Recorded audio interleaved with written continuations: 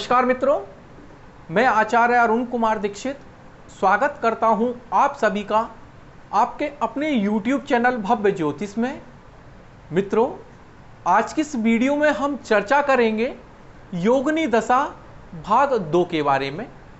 इस वीडियो से पहले हमने योगिनी दशा भाग 1 बनाया था और उसमें योगिनी दशा के बारे में विस्तार पूर्वक आप लोगों को बताया था। और इस वीडियो में हम एक चंद्र स्पष्ट का उदाहरण ले रहे हैं और चंद्र स्पष्ट के द्वारा योगिनी दशा की गणना आप तक पहुंचा रहे हैं, क्योंकि आपको पता है योगिनी दशा निकालने के लिए सबसे पहले जन्मकालीन नक्षत्र के बारे में पता होना चाहिए और जन्मकालीन नक्षत्र के लिए हमारे पास चंद्र स्पष्ट होना चाहिए। अब देखते हैं आगे। देखिएगा, सबसे पहले योगिनी दशा का जो सूत्र है वह है जन्म नक्षत्र जमा 3 और इसको भाग करेंगे 8 से। यहां पर हम सबसे पहले जन्मकालीन नक्षत्र निकालते हैं या जन्मकालीन नक्षत्र का पता लगाते हैं कि जातक का जन्म कौन से नक्षत्र में हुआ है, ताकि हम योगिनी दशा आसानी से गणना कर पाएं। देखिएगा, यहाँ पर हमने चंद्र स्पष्ट लिया है और चंद्र स्पष्ट का मान है 8 राशि 23 डिग्री 18 मिनट, अर्थात चंद्र महाराज 8 राशि पूरी कर चुके हैं। 9वीं राशि में अर्थात धनु राशि में 23 डिग्री 18 मिनट पर हैं। तो यहां पर हम सबसे पहले चंद्र स्पष्ट देखते हैं, उसके बाद चंद्र स्पष्ट को और यहां पर जन्मकालीन नक्षत्र निकालने के लिए सब कि जन्मकालीन नक्षत्र किस प्रकार निकालते हैं वह देखिएगा कि जन्मकालीन नक्षत्र निकालने के लिए चंद्र स्पष्ट को, जो चंद्र स्पष्ट का मान है उसको 13 डिग्री 20 मिनट से भाग करते हैं, क्योंकि 13 डिग्री 20 मिनट एक नक्षत्र का मान होता है। और हम देखते हैं कि जो हमारा चंद्र स्पष्ट है इसमें कितने नक्षत्र पूरे हो चुके हैं और चंद्र महाराज कौन से नक्षत्र में चल रहे हैं, इसकी हम गणना करते हैं। देखिएगा, हमने यहाँ पर चंद्र स्पष्ट का जो मान लिया, यहाँ पर 8 राशि पूरी हो चुकी हैं 23 डिग्री 18 मिनट और इसको भाग किया 13 डिग्री 20 मिनट से। यहाँ पर देखेंगे राशि डिग्री मिनट और जो नक्षत्र का मान है वह भी डिग्री और मिनट में है, दोनों में छोटी इकाई मिनट की है। तो यहाँ पर इस गणना को सरल करने के लिए दोनों को मिनट में बदल लेंगे ताकि आसानी से भाग कर सकें। सबसे पहले यहाँ देखिए, यहाँ चंद्र स्पष्ट को हम मिनट में बदलते हैं। जैसा कि आपको पता ही है, एक राशि का मान 30 डिग्री होता है और 1 डिग्री के अंदर 60 मिनट होते हैं। अब आगे देखिएगा, यहाँ पर देखिए 8 जो राशि हमने यहाँ पर ली है 23 डिग्री 18 मिनट, इसको सबसे पहले मिनट में बदलना होगा। सबसे पहले आप राशि को डिग्री में बदलिए, फिर डिग्री को मिनट में बदलते हैं। हम यहाँ पर स्टेप बाय स्टेप काम करेंगे। देखिएगा, 8 जो यहाँ पर राशि है इसको डिग्री में बदलने के लिए 30 से गुना करना पड़ेगा, क्योंकि एक राशि में 30 डिग्री होती है और हमें डिग्री बनाना है। हमने 8 को 30 से गुना किया तो 240 डिग्री आया और चंद्र महाराज 8 राशि पूरी कर चुके हैं, धनु राशि में 23 डिग्री 18 मिनट के हैं। तो आगे देखिएगा, हमने यहाँ पर 8 राशि को डिग्री में बदला तो 240 डिग्री आई। उसके बाद 23 डिग्री जो ऊपर थी उनको यहाँ पर जोड़ दिया। 240 में हमने 23 डिग्री को जोड़ा तो 263 डिग्री आ गई हैं। अब हमारे पास 263 डिग्री हैं। इन 263 डिग्री को आपको मिनट में बदलना है। मिनट में बदलने के लिए आपको 60 से गुना करना पड़ेगा, क्योंकि 1 डिग्री में 60 मिनट होते हैं। देखिएगा, जब आप 263 डिग्री को 60 से गुना करते हैं तो 15,780 मिनट आते हैं। और हमारे पास अब ऊपर 18 मिनट बचे हैं, उनको नीचे ले आइए। 15,780 में 18 मिनट जोड़ दीजिए तो नीचे टोटल आता है 15,798 मिनट। यह मिनट चंद्र स्पष्ट का मान है। उसके बाद देखिएगा 13 डिग्री 20 मिनट, अर्थात एक नक्षत्र के मान को भी आप मिनट में बदलिए। डिग्री को पहले मिनट में बदलने के लिए 60 से गुना करना पड़ेगा। 13 को 60 से गुना करते हैं तो 780 मिनट बन जाते हैं।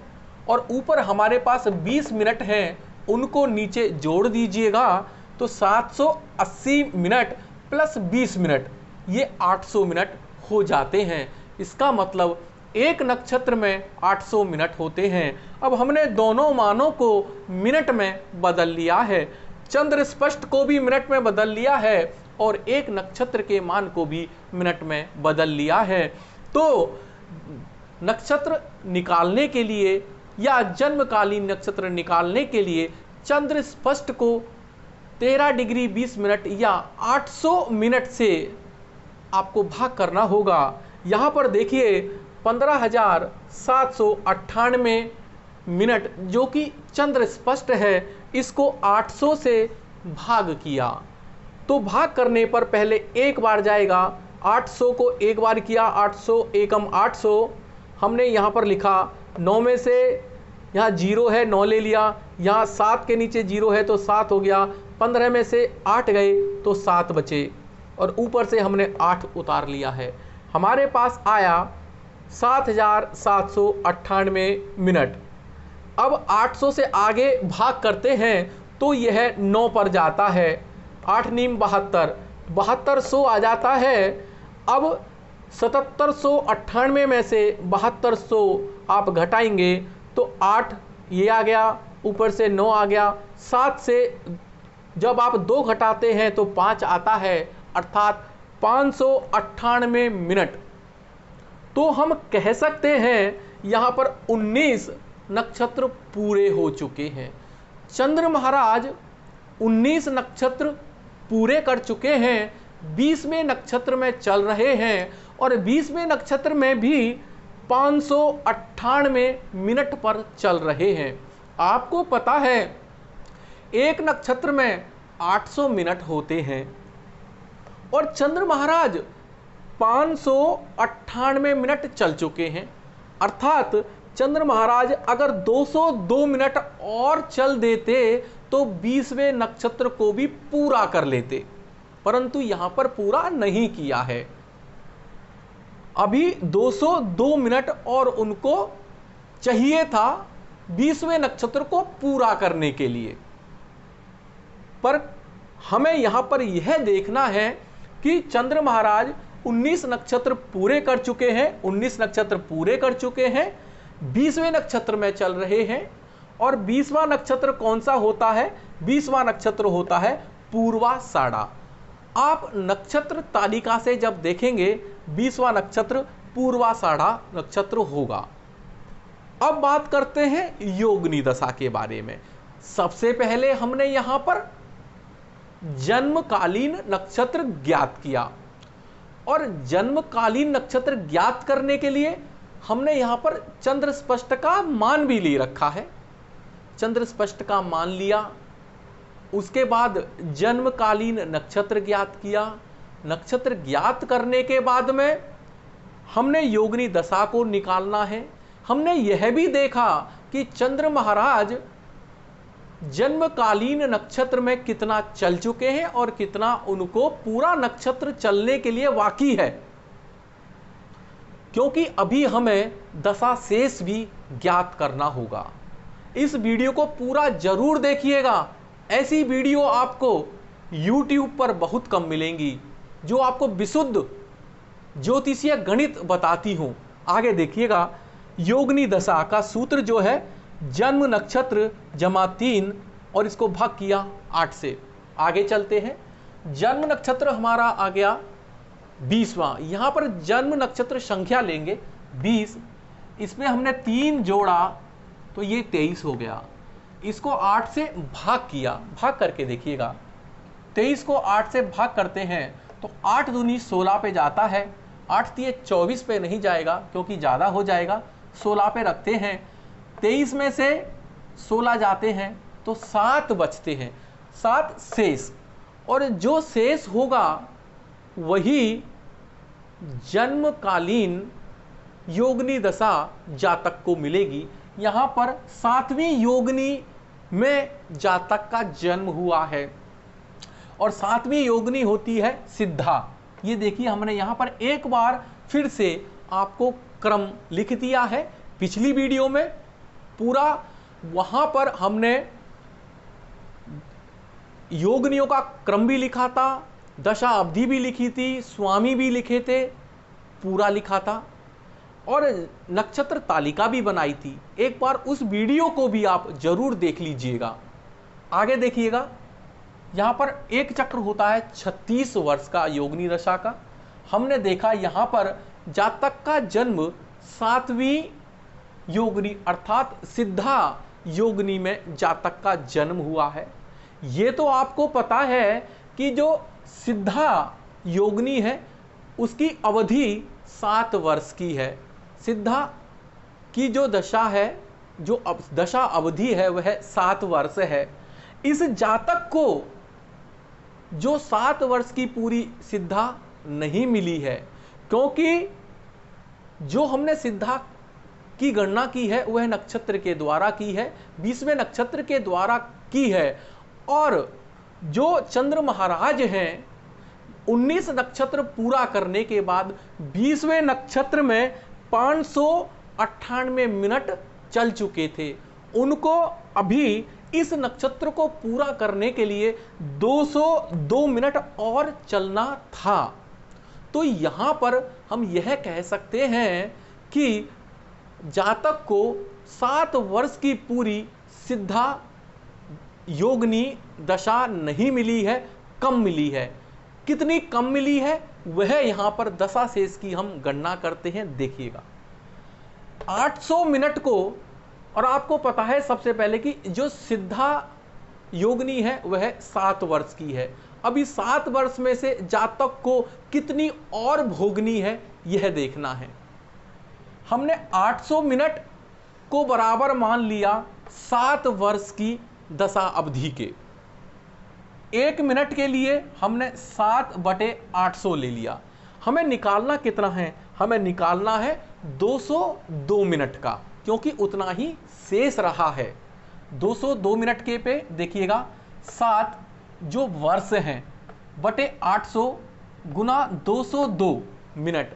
यहाँ पर जो भी दशा अवधि या दशा शेष निकलेगा वह वर्ष में निकलेगा, और वह कितनी निकली? 1.7675 वर्ष दशा शेष हमारे पास आया है। अर्थात 1.25 वर्ष के आसपास जातक को यह दशा और मिलेगी और भोगनी पड़ेगी। अब इसको जरा और सरल कर लेते हैं। देखिएगा यहाँ हमने लिखा 1.7675।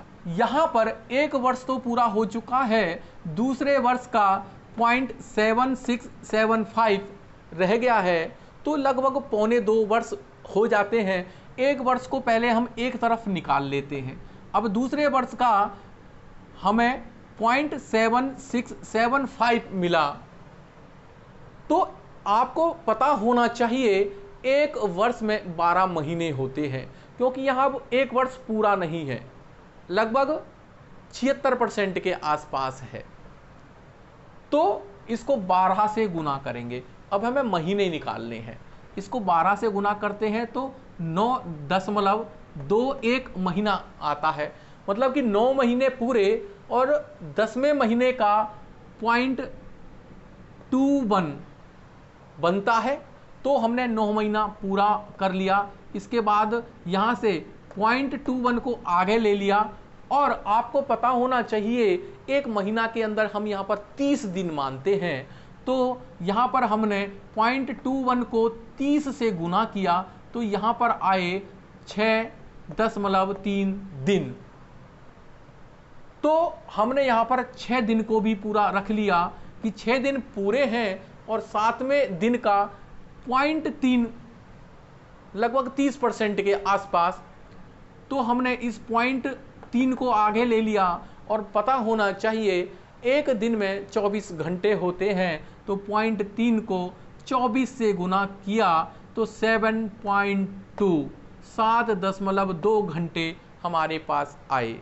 तो हम यह कह सकते हैं इस जातक को 1 वर्ष 9 महीना 6 दिन और 7.2 घंटे की दशा मिली। यह दशा जातक को और भोगनी है। 1 वर्ष 9 महीना 6 दिन 7 घंटे या 7.2 घंटे। तो वही हमने एक अनुमान लगाया था लगभग 1.25 वर्ष के आसपास। उतना ही हमारी यह कैलकुलेशन यहाँ पर बनती है। और इसको कैसे करेंगे? जातक के जो जन्म जिस तिथि को हुआ है उस दिनांक के अंदर आप 1 वर्ष 9 महीना 6 दिन और 7.2 घंटे जोड़ देंगे। उसके बाद यहाँ तक सिद्धा पूरी हो जाएगी। उस सिद्धा के बाद में आप 8 वर्ष संकटाके जोड़ेंगे और संकटाके जोड़ने के बाद में आप फिर चक्र को आगे लेके चलेंगे। 1 वर्ष मंगला का, 2 वर्ष पिंगला, 3 धान्या, 4 भ्रामरी, 5 भद्रिका, 6 उल्लका। यहाँ तक एक चक्र हो जाएगा। उसके बाद फिर आप संकटा से उस चक्र को आगे बढ़ा लेंगे और फिर वहाँ पर संकटा के लिए 7, सिद्धा के लिए 8, मंगला के लिए 1, पिंगला के लिए 2, धान्या के लिए 3, भ्रामरी के लिए 4, भद्रिका के लिए 5 और उल्लका के लिए 6 वर्ष लेंगे। इसी प्रकार से यह चक्र चलता रहेगा। यहाँ पर कम इसलिए लिया था कि दशा पूरी नहीं मिली थी, कुछ कम मिली थी। अब यहाँ पर हमारे कुछ साथियों के ऐसे प्रश्न भी रहे कि जब हम दशा निकालते हैं कि वो कहते हैं कि यहाँ पर शेष अगर शून्य आ जाए, अगर शेष शून्य आ जाए तो क्या होगा? जब शेष शून्य आ जाता है तो दशा संकटा की ही मिलती है। और कई बार ऐसा भी प्रश्न रहा कि मान के चलिएगा कि हम यहाँ पर जन्म नक्षत्र में 3 जोड़ते हैं और उसको 8 से भाग करते हैं। जब जन्म नक्षत्र और में 3 जोड़ने के बाद यहाँ पर 8 तक बचे तो उसको आप भाग मत कीजिएगा, 8 तक उतना ही रखिए। अगर 8 से ज़्यादा आता है तब आप भाग करेंगे। यह भी कुछ क्वेरी थी, वह मैंने इस वीडियो में आपको बता दी है। यहाँ पर हमने एक गणितीय गणना के द्वारा योगिनी दशा को एक बार आपको बताया, क्योंकि यह गणना रह गई थी। उसके बाद हम आगे भी योगिनी दशा के फलित पर भी आपके लिए वीडियो लेके आएंगे। ज्योतिष सीखने के लिए आप प्लीज़ हमारे चैनल भव्य ज्योतिष को सब्सक्राइब करें। ऐसी वीडियो को जो गणित वाले विद्यार्थी हैं उनको शेयर करें। और अगर आपको हमारी यह वीडियो पसंद आई हो तो इसको लाइक करें, अन्य साथियों को शेयर करें और हमारे चैनल भव्य ज्योतिष को सब्सक्राइब करें। धन्यवाद।